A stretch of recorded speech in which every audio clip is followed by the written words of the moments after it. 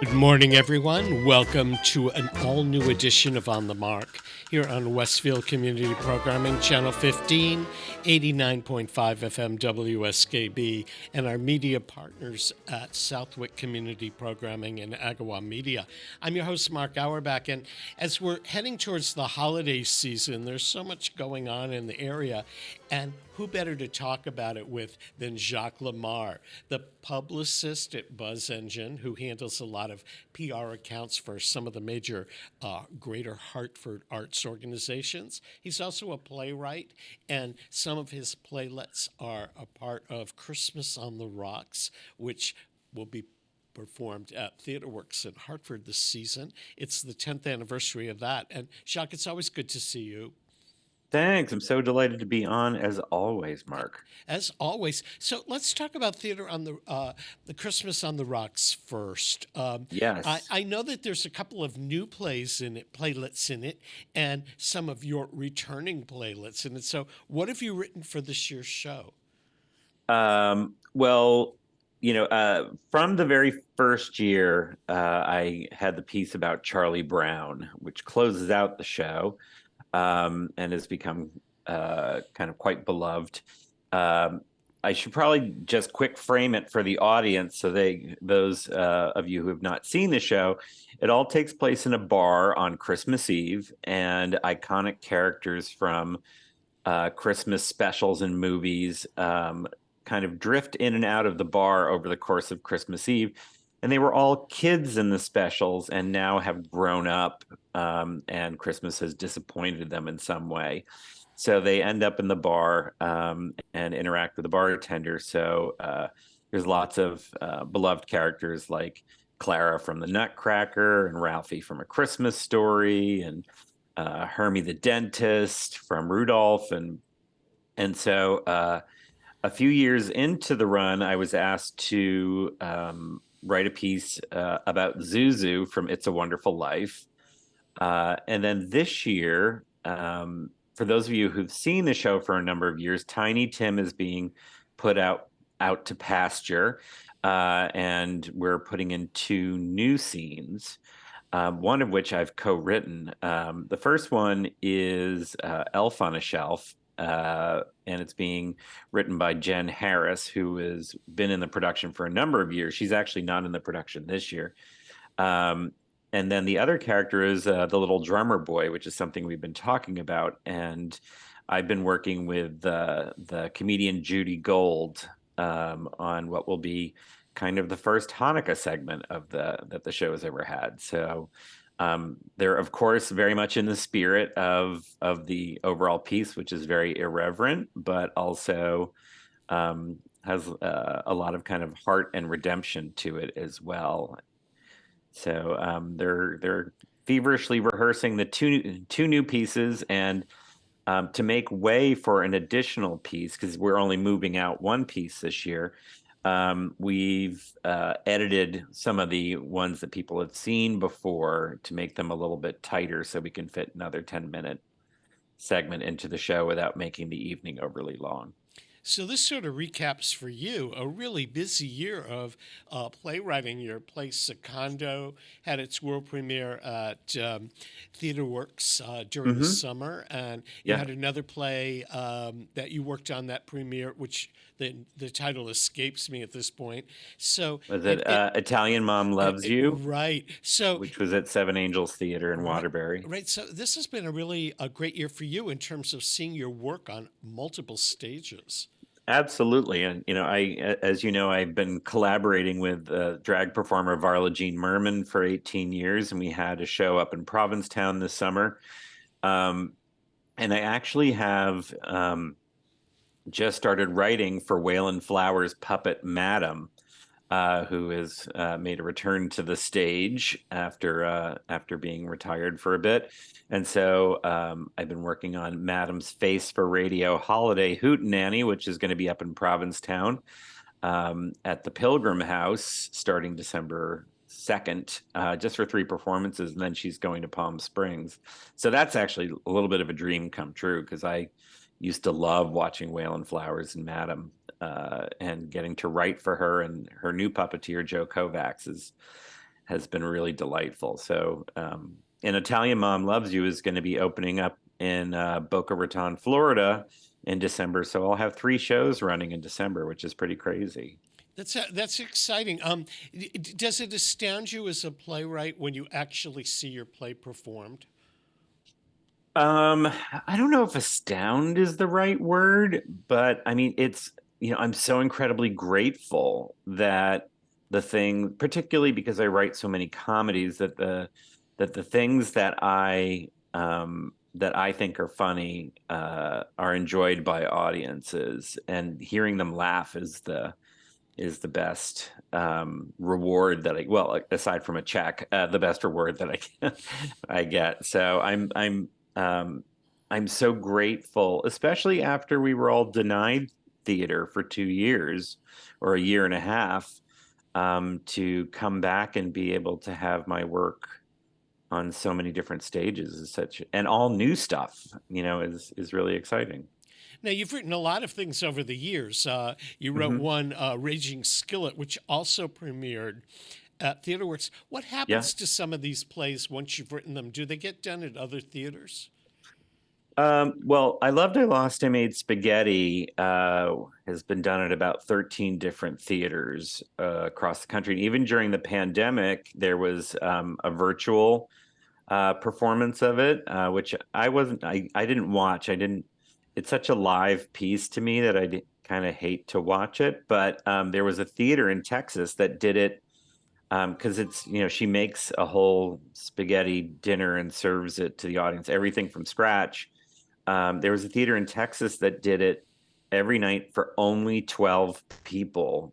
And the tickets were super expensive. They did it as a fundraiser and everyone got fed. Um, but Raging Skillet has had, I think, about 5 different productions. I mean, there are some things that, you would love to see have a life, and they don't go anywhere. But I know so many playwrights who are really, really talented. Many of them, I would say, more talented than myself, who do really wonderful work, and their stuff doesn't get produced. And how heartbreaking! Because no one writes a play to have it sit in a drawer. You want to see it come to life and hear the words from actors. And again, I especially because it's November and we're being thankful. The attitude is gratitude. So I'm happy for the success that I have, and I wish the same for other playwrights. Well, you managed to fit in this full time playwriting career around a full time job at Buzz Engine, where Yeah, your company promotes so much of the cultural events and activities around in Hartford, Hartford Stage, Bushnell, and so much more. yeah. Where do you find the time to write plays? I actually will generally try and take a vacation, and that vacation becomes creative time, much to my husband's chagrin. He's expecting to like go out and run around and have a good time, and I try to lock myself in a room. At the beginning of the year when I had to write Secondo, An Italian Mom Loves You, and the new Varla Jean Merman show, I had to take an office space out of my house that I would go to at night. I would work during the day at my home, and then I would go to the office and write at night because I had 3 shows that were needed to get done. But in the past, I would go on vacation somewhere and just put my head down and write, or rent an Airbnb for a few days or a week. And Raging Skillet I wrote when I was in Anguilla. Um, Yeah. Love and Spumoni I wrote in an Airbnb up in Springfield, Mass. I wonder if Springfield knows that because there should be a plaque there. Yeah. Probably. I've gone and written in Springfield twice. It's nice because it's a short getaway, but I can isolate myself. get out of my usual rhythm. Can you work on more than one play at a time, or do you have to say today is my day to work on Varla Jean Merman, and today is my day to work on Secondo, or something like that? Or can you be working on multiple scripts simultaneously? Well, I was working on all three at the same time. So, sometimes it's, there's one that's speaking a little more loudly to me at that moment, and there's some time, or you're really on a roll on something, and you don't want to kind of get off that roll. And then there's some that are, have demands of this needs to get done today. They're waiting for it, or and there's such a collaborative aspect to a lot of the writing that I do. With Varla Jean, that all gets kind of written piecemeal here and there. So you'll work on one thing, send it, and she'll respond to it.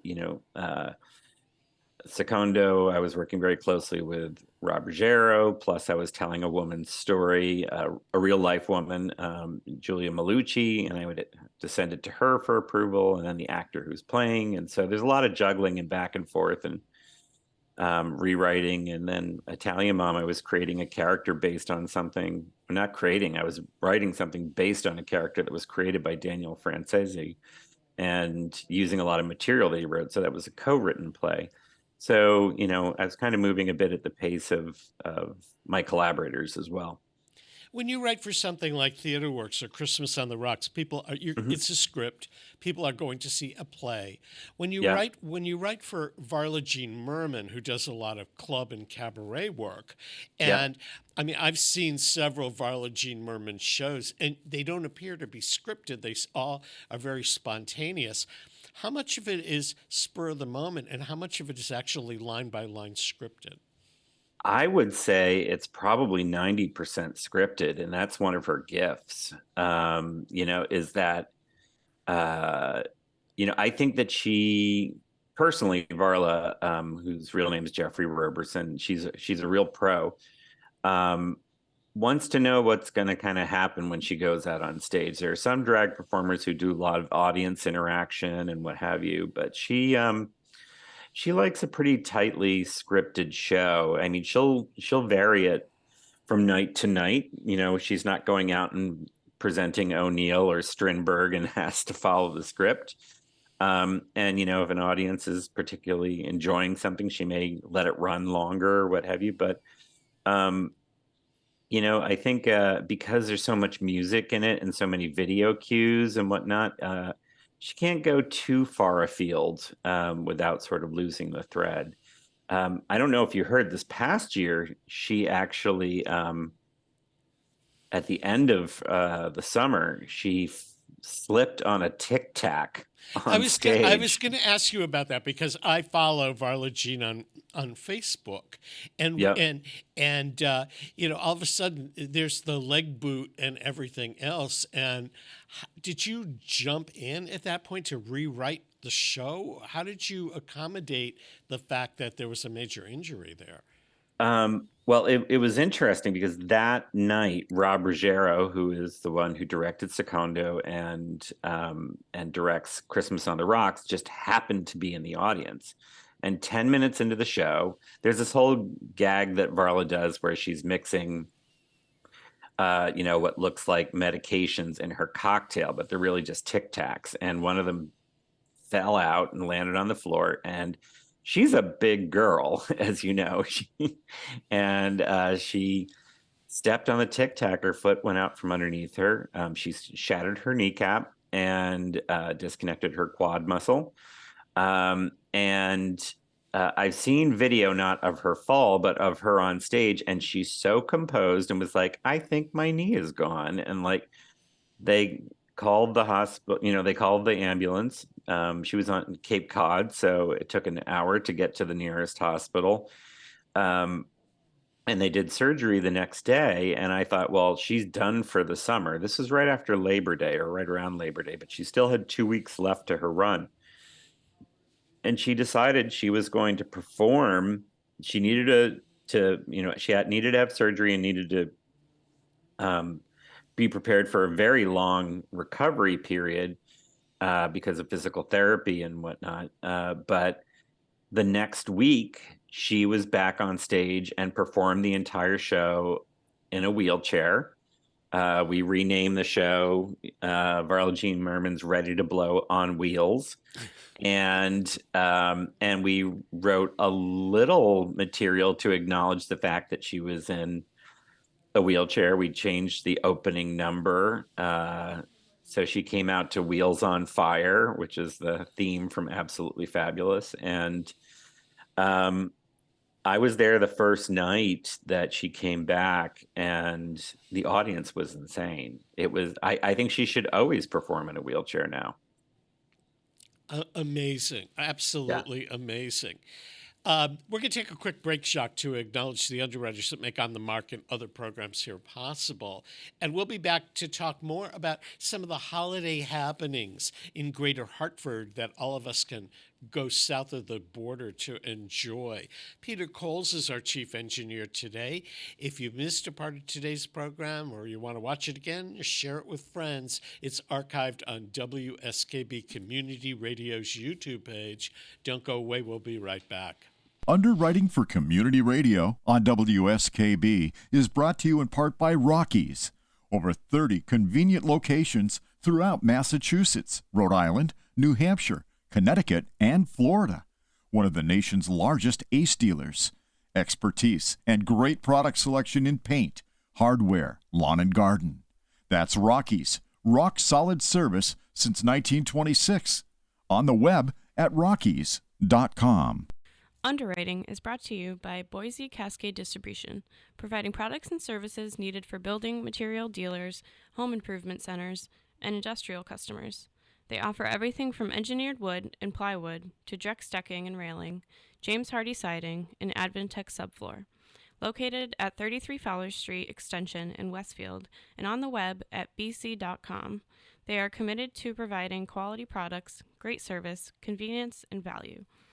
Join me, Tina Gorman, each week from 6 to 8 a.m. for Wake Up Wednesday, when my guests and I discuss health, wellness, and lifestyle reimagined. Community Radio. 89.5 WSKB. Live from Studio 120 at Westfield Technical Academy, this is WCPC Channel 15 and 89.5 FM WSKB Westfield. Welcome back to On the Mark, everyone. I'm your host, Mark Auerbach, and with me today, Jacques Lamarre, the playwright and publicist. And we're going to switch gears here. We talked about plays and what Jacques' working on in that department. But your company that you work with, Buzz Engine, is responsible for marketing a lot of events and cultural activities in and around Greater Hartford year-round. And the holiday season is just jam-packed this year with a lot of activities. What are some of the events upcoming into the Christmas and going into New Year's that you guys at Buzz Engine are promoting?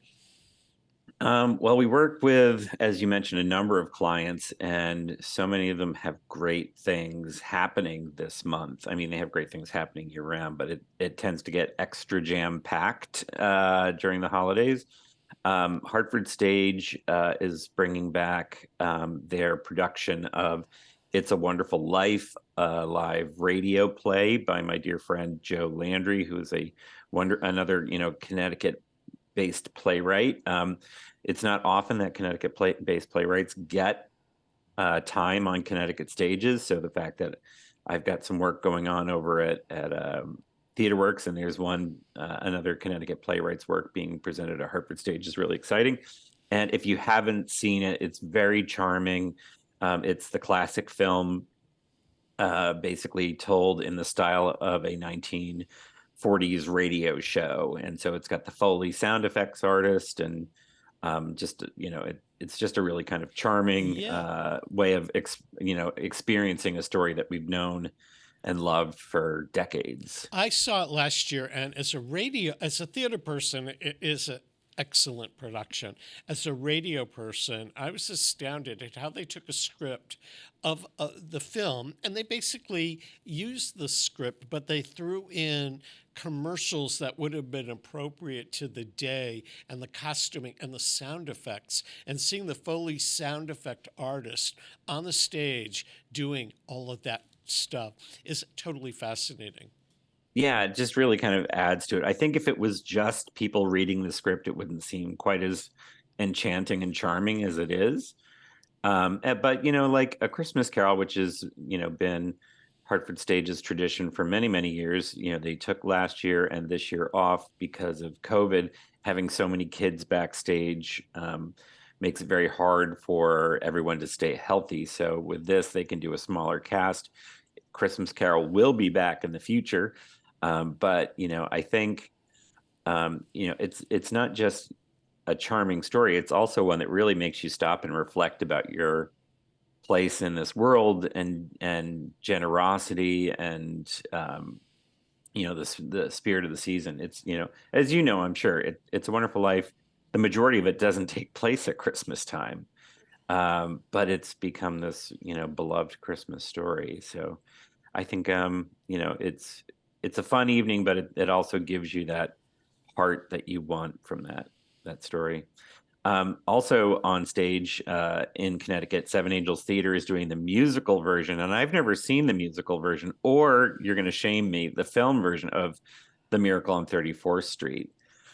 And Miracle on 34th Street, the musical had a different name when it was originally staged. Yeah, it was called Here's Love. It was written by, I think if it's the same musical, it was written by Meredith Willson. It was a follow-up to The Music Man.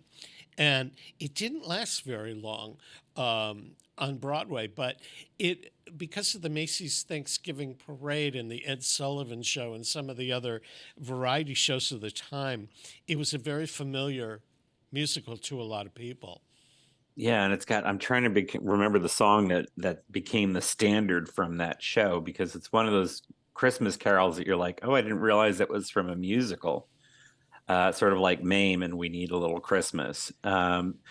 So that's going to be playing down at Seven Angel Theater in Waterbury. The Bushnell has so much stuff coming for the holidays. They've got the Connecticut Ballet and Brett Raphael's production of The Nutcracker, which has been a tradition in the Stamford area, but is now making its Hartford debut at the Bushnell, December 10th and 11th. They also have the the Canadian Brass holiday show coming. They've got the Glenn Miller Orchestra coming. They have the Holiday Pops with the Hartford Symphony Orchestra. They're doing a Cirque holiday show. And right after Christmas, they're doing an encore engagement of Come From Away, which is have you seen Come From Away? I have seen Come From Away. It to me is a fascinating musical. It was workshopped at Goodspeed downriver, and then was it? I had no idea. In its very early stages, it kind of rolled through there. It's the story of the townspeople of Gander, Newfoundland, and on the days following 9/11, when hundreds of flights were diverted to Newfoundland, and the townspeople fed and housed all of the passengers who were stranded there. And out of that true stories and the anecdotes of the time came this musical, Come From Away. And it just completed a long Broadway run and is back on tour again. It's a great... not only is it historically important to tell what people were thinking of the time, but it's just a great musical to put a lot of things in perspective. Yeah, and everyone on stage is playing a myriad of characters. So they may be townspeople from Newfoundland, they may be their family back in the States or over abroad, or they're the people who were on the planes that were diverted. And the music is very kind of Celtic sounding and very rhythmic. Lots of you'd be hard pressed to like leave humming a tune, but I can't. There's so few recent musicals that are as satisfying as this show, and it's so heartwarming what it says about how we can come together in tragic moments and find each other's humanity. And so I can't recommend it enough. And so that'll be at the Bushnell, literally starting the day after Christmas. Oh, I thought it came right in before. But anyway, there's so much going on at the Oh, Bushnell. yes, you're right. You're right. I'm sorry. It's Yeah. December 20th through the 24th. You should go to their website the Bushnell's website at bushnell.org and check out everything that's coming, because in the new year, the musical Six, which is a big hit on Broadway, comes into the Bushnell in January. So it's the Bushnell's always my go-to in Hartford for entertainment. Yeah, I mean, I grew up in New Hampshire, and there are people who are in Connecticut who are kind of down on Hartford, and I'm like, are you kidding? My date book is filled with arts and culture stuff all the time, and there's 3 amazing theaters in town that are large theaters, but there's also some smaller theater groups like Heartbeat Ensemble who do really cool work. There's the Mark Twain House and Museum, which not only is going to be decorated for the holidays, but has wonderful holiday programs coming up. And if you go to marktwainhouse.org and scroll down the homepage, you'll see there's a portal where you can look at all the Christmas stuff that's going on. And they have author talks. They have some virtual events. So even if you're not able to get to Hartford, you can enjoy some live programs from the house. They're doing the Clemens Family Christmas Special live, and Gilded Age ornament making workshops, and hands-on make and take kind of activities. So I find that not unlike Springfield, there's an embarrassment of riches if you avail yourself of them.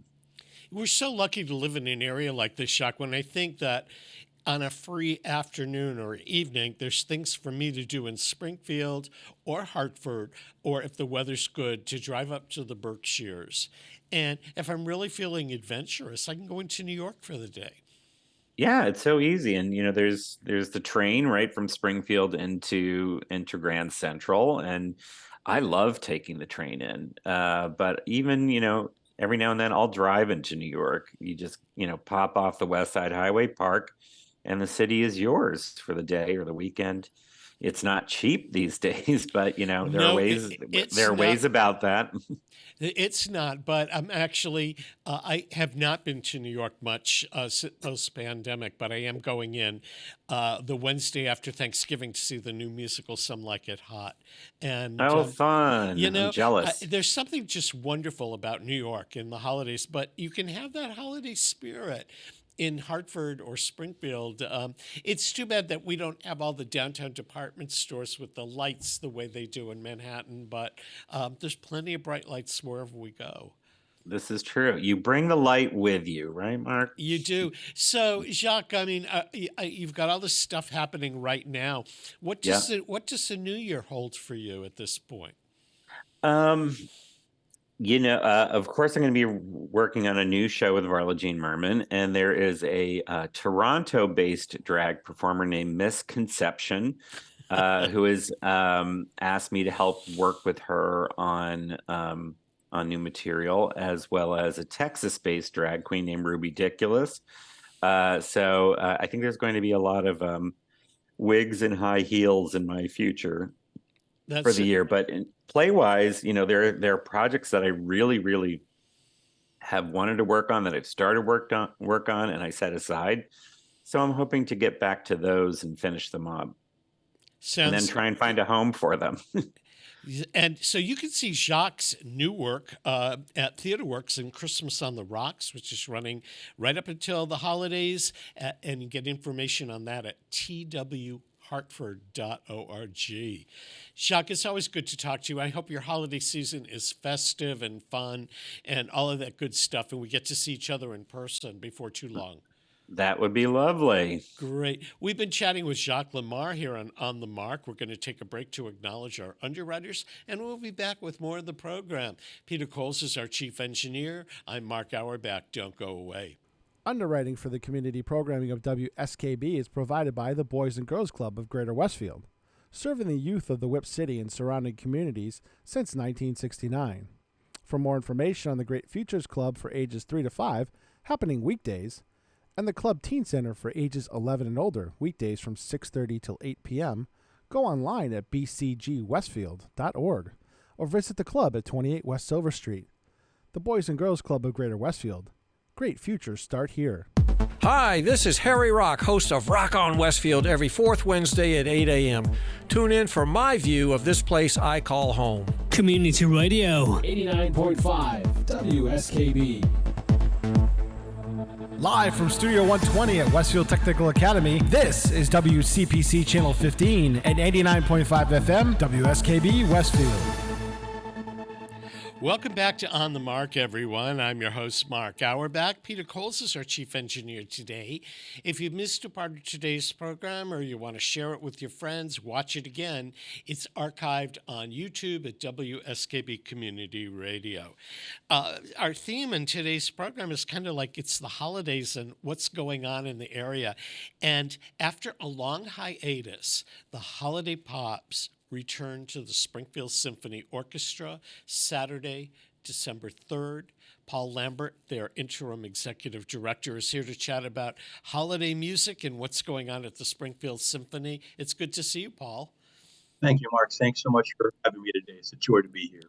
Yeah, before the pandemic, the Holiday Pops, I guess it's been since before the pandemic that there's been a Holiday Pops, but it's a Springfield tradition for the Springfield Symphony Orchestra for decades. So Absolutely.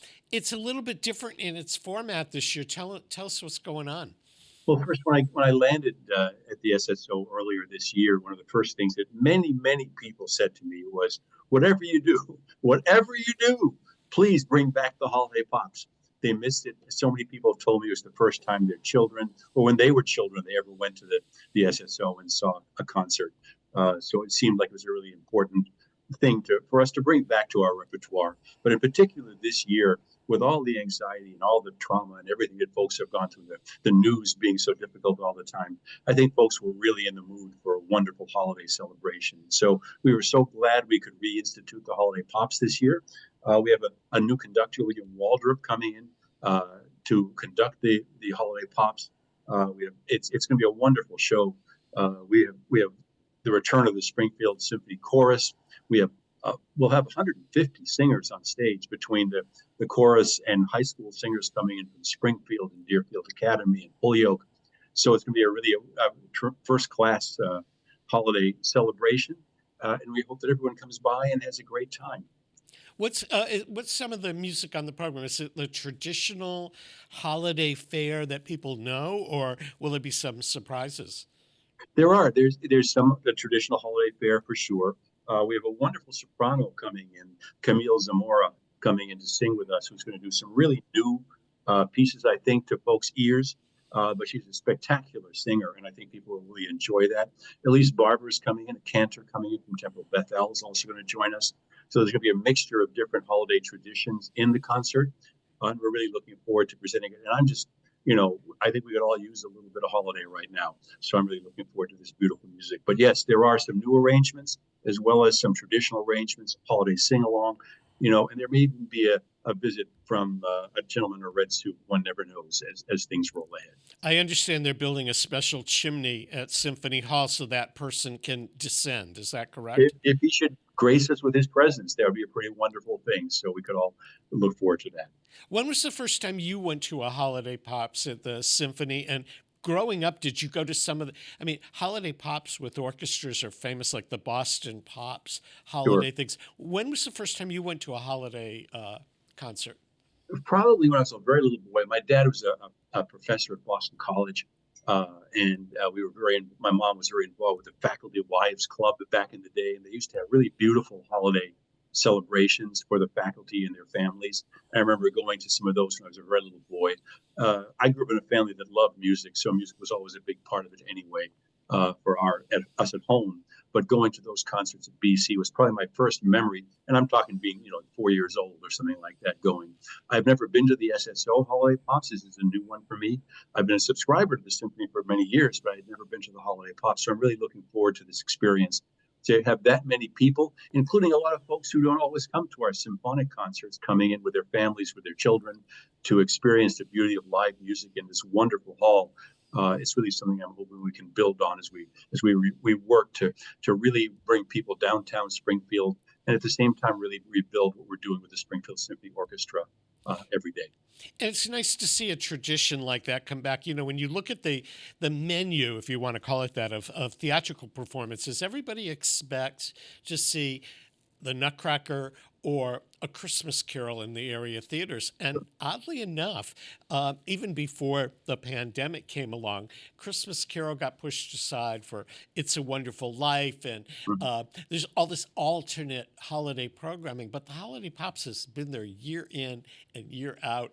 I went to it when I was in elementary school. My parents took me, and until my mother grew up in Manhattan, so our big holiday trip was going to Radio City to see that. But I remember going to Symphony Hall as a kid and seeing Santa and all of that, and later on seeing Arthur Fiedler and the Boston Pops do a holiday show. And it really, for many people, it may be their one time a year that they attend something symphonic, or they get to realize how great it is to hear some of the music we love performed by 75 musicians.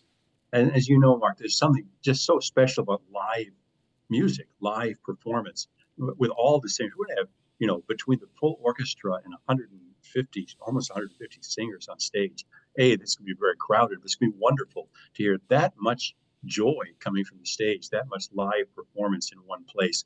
I think it's really going to be a very special evening, and I'm really looking forward to being part of it so that folks can, I hope, just take a few hours out of the craziness before the real craziness of the holiday season settles in, to come join us, sit back, sing along with us, enjoy the beautiful music, some traditional, some new. And I think it'll be really a healing time for all concerned for us to get together and just have some joy in our lives at this season we all need so much. You've been at the helm of bringing the Springfield Symphony back into performances, and I know there have been so many challenges in doing that along the way. And I knew that before that, you were a subscriber to the symphony or attending on a regular basis. Now, when you see a concert and you realize that you've been responsible in making sure that it gets on stage, do you see it from a different perspective when you sit there with your playbill and you look at the stage? Yeah, sure. First, of course, I grew up working in the professional theater and then did, global events for the NBA and the Basketball Hall of Fame and all that for many years. So there is something very special about being responsible for what happens in the room, what happens on the stage. But yeah, and the truth is, I was just saying to my wife yesterday that there is I listen to music differently. I watch the performances just differently. You have not only a sense of excitement about what you're part of, but a real sense of pride. And of course, as you know so well, Mark, the Springfield Symphony Orchestra is filled with these unbelievably talented musicians that we're so proud to know and to be this part of our extended family. I take it, it's a joy to be part of, but yeah, there's a different kind of electricity that goes through you when you're part of the whole experience of pulling the details together. And we were working very hard with our small but mighty team at the SSO offices to try to give everyone who's a part of that, whether it's the musicians, the guest conductors, the audience, everyone connected to the experience of coming to our concerts, a first-class experience. That's what we intend to do. We're going to continue to grow our brand and continue to grow the opportunities for people to come hear live music at Symphony Hall and throughout the region. And we're really excited about everything that's happened so far this year, and really looking forward to a beautiful concert this December and rolling into 2023 with more beautiful music. Well, we got to talk about the January concert too, but before we do, people can get tickets at springfieldsymphony.org if they're interested in getting tickets to the Holiday Pops. And from what I know from previous years, it's usually a sellout, so people should try to get those tickets in advance. Absolutely. Annie's in the box office today. We'd love to hear from you online or give us a call at 413-733-2291, and we'll be happy to help make sure that all the folks with their families come in and have a great time. So you're going to have the Springfield Symphony, which is like 70 musicians, and the chorus is about 100 singers, and then these high school choruses that are going to amplify it, plus some other people. That's a huge show for Symphony Hall and the Symphony. It sure is. We're working very closely with our compatriots at Symphony Hall to make sure that everything's going to look beautiful and work really well. And we have, between just not all the people coming into rehearsal, to make sure everything flows well that day from a technical perspective, a production perspective, but also that when people walk in the doors, they can feel this is going to be really special. This is something that to have that much energy, to have that much live performance. We're so thrilled to have these young people from Springfield, from Holyoke, from Deerfield Academy coming to join us to sing. It's really going to be exciting, and I love it. I think it's really a great chance for us to bring in some new voices, literally, but also to open our doors to some folks who perhaps have not always come to Springfield Symphony Orchestra concerts, to get the young people in to start to experience the joy of singing and performing in Symphony Hall, but also to become part of our extended family. Is it a challenge for the choristers who have not performed in several years to get back on track with this? Is it difficult for them to pick up the music quickly, specifically because you have a conductor that they've never worked with before and the musicians? Does that pose challenges, or is this the kind of a program that everybody has performed part of it somewhere else in the past?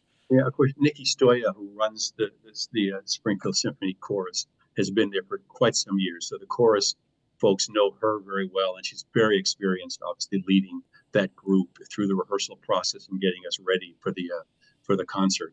But in truth, some of the music is traditional, so the folks who've been part of choral groups in the past should ease into some of those things quite well. But the newer pieces, yeah, they'll take some getting used to, and it's an adventure. And that's the joy of live performance, of course. It's a wonderful thing to work that hard to build to that performance, using all of your energy in a different part of your brain. I always think of, a different part of our monkey brains working overtime to give the best possible performance you can. And you're alert, and you perform, and you sing, and you're all together. It's very special. It's very special to be part of it from the performer's perspective, and we certainly hope from the audience perspective as well. How much rehearsal time does everybody get together before they do that show? Well, the choruses have been rehearsing for months now, and the orchestra is working diligently, of course, but we'll work heavily in Symphony Hall. We only get Symphony Hall that day, so everything will come together that day. We'll be in there very early that morning getting ready for everyone to arrive, the musicians and the chorus and all the singers. The stagehands and our production team will be in there early. We'll have a live auction upstairs, trying to raise some funds for the SSO and our youth programs and things we're doing. So there's a lot to put together there as well. But also we want the place to look really festive and wonderful as people arrive, to get into the spirit of the holiday. So we have a very, very full day on December 3rd, culminating, of course, at 7:30 with a performance that'll be a beautiful show for all to listen to. So after the pops, you get a little bit of a break for the holidays, and then around Martin Luther King Day, you have a concert called The Audacity of Hope, which is a unique concert. Tell us about that. Yeah, I'm very excited about that concert. I think I might even mention it to you before, Mark, when we spoke. It's on January 14th, the evening of January 14th. Kevin Scott, a conductor, African-American conductor, is coming in to conduct a concert of all classical music that happens to have been written by African-American composers. This is serious, beautiful music. Most of the pieces I don't know, but when we talked about the pieces with our orchestra, especially with the Florence Price pieces and the things that are being featured that night, they were very excited about the choices that have been made, the music that's going to be played. We will have two living composers whose music we're performing that night who will actually be with us. We're very excited to bring them up to be part of that. We're going to be doing some outreach in the community around that concert to make sure that folks who, again, maybe don't know as much about the SSO as we'd like them to, have a chance to meet us and to know what we're trying to do. It's going to be very special. Magdalena Gomez, who you also might know, poet laureate of Springfield, has agreed to come in that evening and will give a live performance of a new piece that she's writing specifically for that night. So we really are very excited about the energy that's going to be in the building. And I think it's a chance for us to showcase some of the truly important classical composers who are out there who happen to be African African American and come from the African American tradition. But the music, I'll tell you, having listened to some of the pieces myself and finding some of them on YouTube and tapping, it's absolutely beautiful music. And I'm really excited about the chance to hear the SSO musicians perform it, because I know, and you know what a wonderful job they do. And it's going to be exciting to hear them do these new pieces to all of us that night with a very special energy. It's going to be a great night. Yeah. Are these composers, they compose in the classical genre, but are they contemporary composers, or do they go back over the years? Oh, it's a combination. The music that will be performed that night will be kind of a combination going back over the years. The two composers who are coming in are quite young, actually. But the music is not. It has a beauty to it that I think you would say is traditional, as opposed to something that you would say is too contemporary to be jarring or not what you'd love to hear. It's really it's going to be a beautiful concert. I'm always excited to hear new music and to hear new compositions, and I think people will really be excited to hear that, especially with the two composers in the room who will be featuring, together with some more traditional music that folks will hear. Paul, we're going to take a quick break to acknowledge our underwriters who make this kind of programming possible. While we take that break, you can check out what's happening at the Springfield Symphony Orchestra this year by going to their website, which is springfieldsymphony.org. Peter Coles is our chief engineer. I'm Mark Auerbach. We'll return with On the Mark after these messages. Support Thanks. for the community programming of WSKB is provided by Westfield Bank. For more than 160 years, Westfield Bank has been an important community presence and commercial leader in the Pioneer Valley. With convenient full banking services in Westfield, West Springfield, East Longmeadow, Agawam, Feeding Hills, Springfield, Southwick, as well as Enfield and Granby, Connecticut, visit us on the web at westfieldbank.org.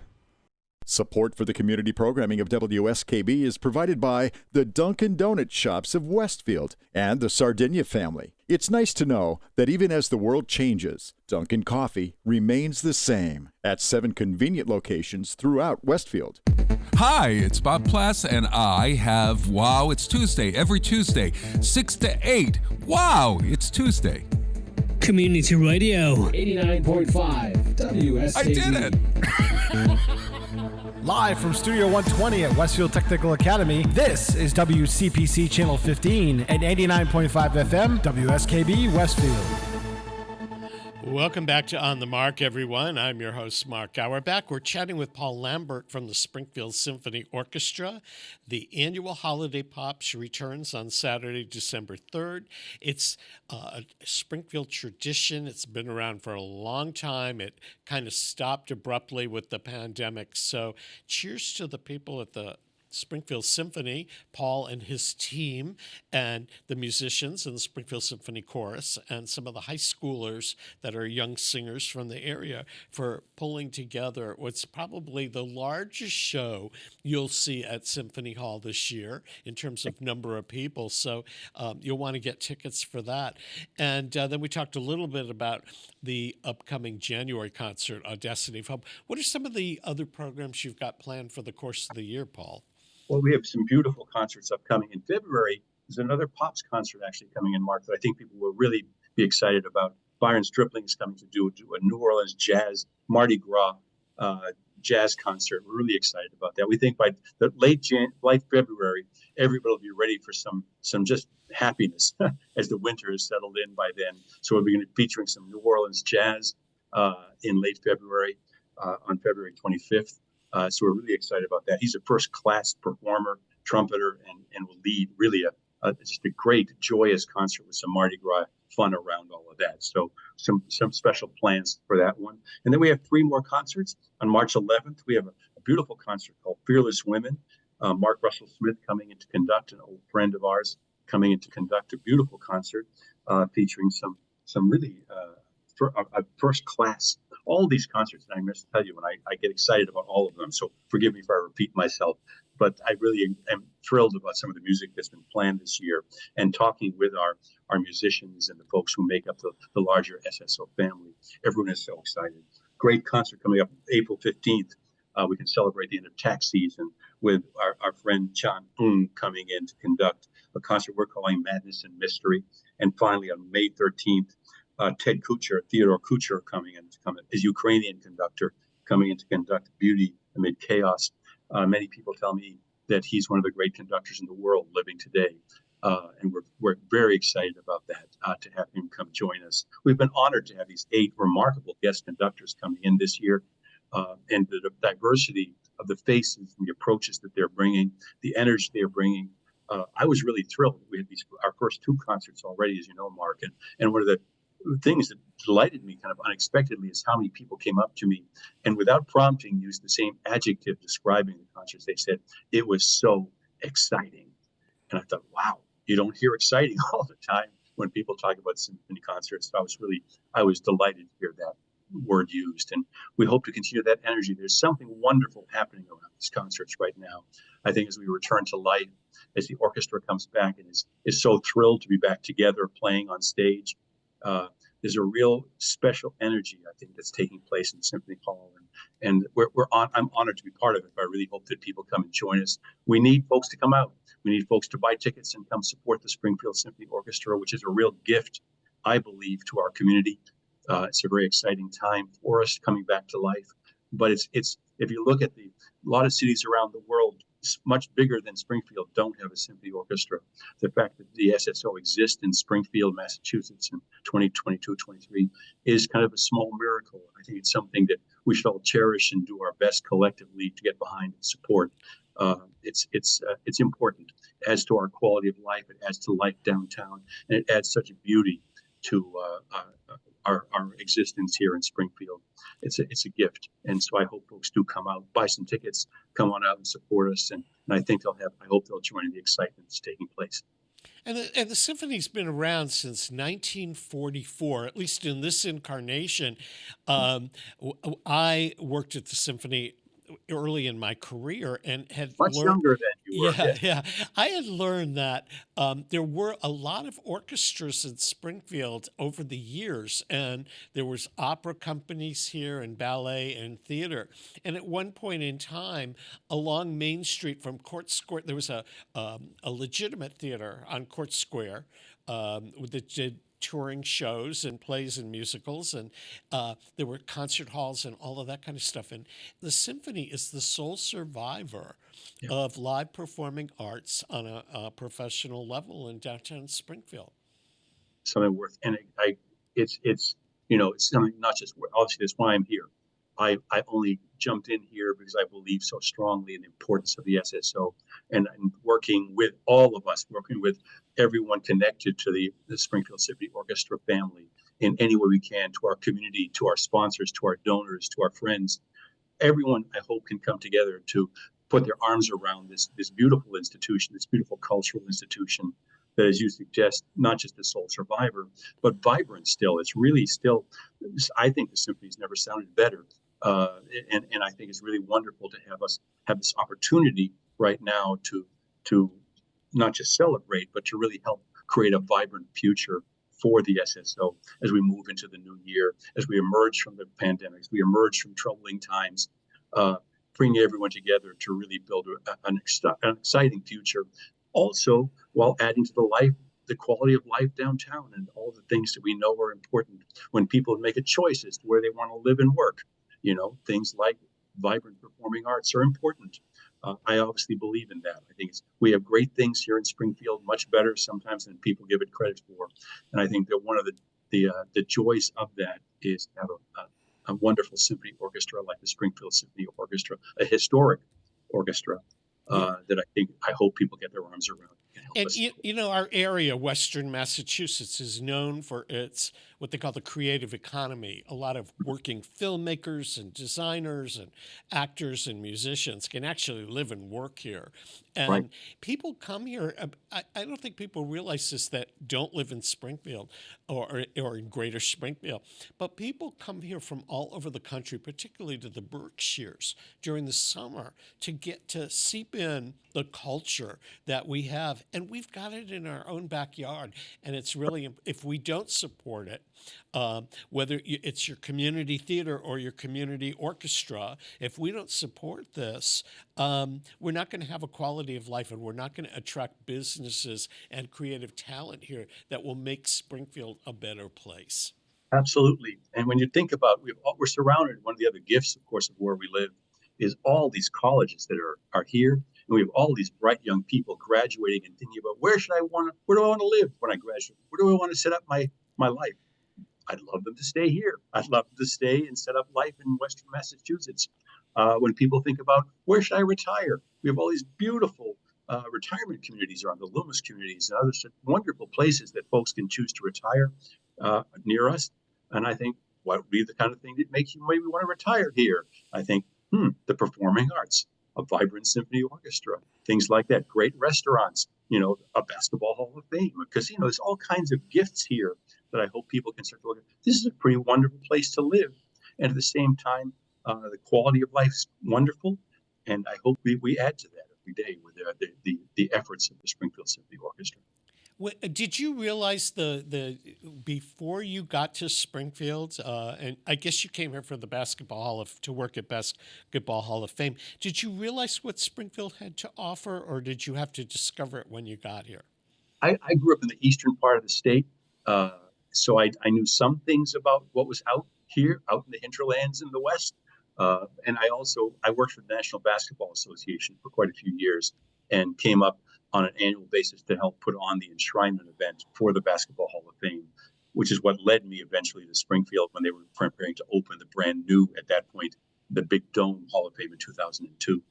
So I knew some things of Springfield. I knew some of the restaurants. I knew some of the cultural things, but a lot more the longer you stay here. As we moved here, we knew it'd be nice. I often tell people it's better than we thought it was going to be when we moved here. Between the museums, the restaurants, and the music up and down the valley, there's so many arts and performing groups that I think people really should celebrate. I happen to think, of course, that the Springfield Symphony Orchestra has a unique place at the top of that pinnacle, and I hope folks come out to really hear the best of the best. But no, I knew it was good. But as I say, the longer we stayed here, we decided, it's better than advertised and better than we knew it would be. We knew we'd love it, and we like it even better all the time. So before we go, let's recap a couple of things happening at the Springfield Symphony, starting with the Holiday Pops. December 3rd, please join us, 7:30 p.m. Tickets are available right now on our website or from our box office, at 733-2291 or through our website, springfieldsymphony.org. And it's going to be a wonderful celebration, December 3rd. Full orchestra, 150 singers on stage, singing the classics of the traditional seasonal music, as well as some new music. A gifted soprano coming in. It's going to be just a first-class performance under the leadership of William Waldrop. January 14th in particular, I urge people to join us for that very special performance, The Audacity of Hope, celebrating the composers, the African-American composers, and celebrating the life and legacy of Dr. Martin Luther King Jr., one of my heroes, certainly, and a time that I think we really need to put our arms around together and say, let's reach out to new audiences, to new opportunities to bring ourselves together to celebrate the beautiful music that make up the Springfield Symphony Orchestra. One last question, Paul. Every year at the Holiday Pops, there's usually a sing-along segment. Yes. Will there be one this year? There very well could be, and I'm assuming that you might be there to help us lead it, Mark. I know that you probably have a great voice and could join in with us singing with us in some. No, I've always been told to lip sync and mouth the words, but I'll mouth the words on December 3rd. How's that? We've been chatting with Paul Lambert from the Springfield Symphony Orchestra, and that wraps up another edition of On the Mark. Paul, thanks for being here. Have a happy holiday season. Peter Coles has been our chief engineer today. We'll be back next week with another edition of On the Mark. Thanks so much, Mark.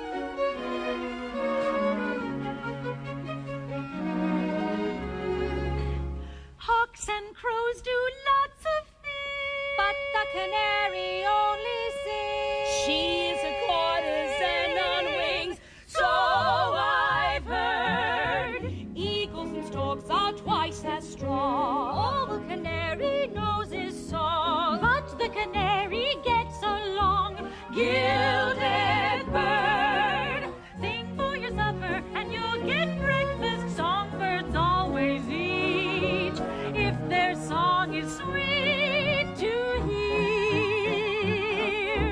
Sing for your luncheon and you'll get dinner. Dine with wine of choice if romance is in your voice. I heard from a wise canary, trilling makes a fellow willing. So little swallow, swallow now. Now is the time to sing for your supper and you'll get breakfast. Songbirds are not dumb. They don't buy a crumb of bread. It's said, so sing and you'll be fed. Sing for your supper and you'll get breakfast. Songbirds always eat if their song is sweet to hear. Sing for your luncheon and you'll get dinner. Dine with wine of choice if romance is in your voice. I heard from a wise canary, trilling makes you willing. So little swallow, swallow now.